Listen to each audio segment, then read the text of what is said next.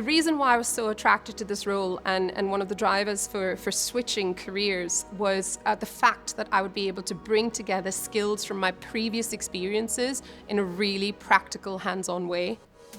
I've switched from being a formulation scientist working for Procter and Gamble to being an academic researcher at the University of Oxford, thinking about skills development in young people, to now working as a director in the innovation space at Sunderland Software City, lead the work for Digital Catapult in the northeastern Tees Valley, to help organizations think about the adoption of advanced digital technologies.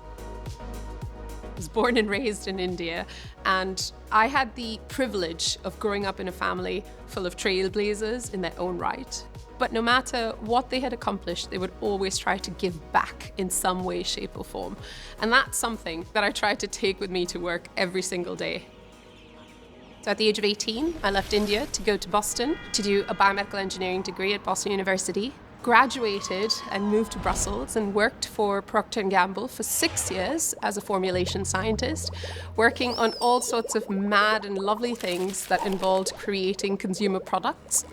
I've gotten really interested in skills development, so decided to go get my PhD, which was at the University of Oxford's Department of Education. Post-PhD worked as a lecturer, but then decided that I wanted to be in a career that would allow me to bridge academic and industry experience. So we're currently standing and filming here at Proto, which is based in Gateshead, where we've got an advanced media production studio called Digital Catapult. And this is where companies can come in and play with virtual production capability alongside the expertise of the team.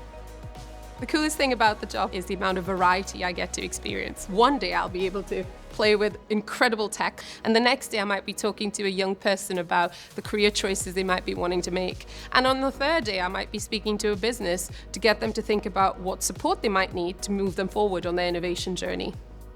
From my first job, I've learned how to project manage and think about risk, but equally also how to build a team that is filled with trust.